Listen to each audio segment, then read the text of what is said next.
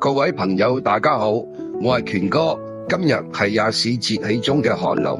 寒露係氣溫明顯轉涼嘅節氣，早上露水易寒，寒氣上升，秋意變濃。呢個時候肺氣最容易受到寒燥夾擊。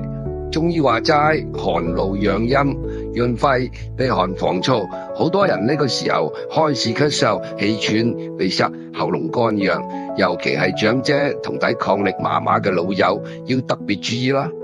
飲食方面可以食多啲白色潤肺嘅食物，好似雪梨、百合、杏仁、銀耳，配合沙參、蜜冬泡茶潤肺止咳都唔錯㗎。呢個時候運動要適度，盡量避免早晚戶外劇烈運動，防止寒氣入體。權哥提提你，寒露已至，秋心勞重，覺得涼就着多件衫，咪死頂啊！保暖加潤肺，先可以身體安穩咁過秋天。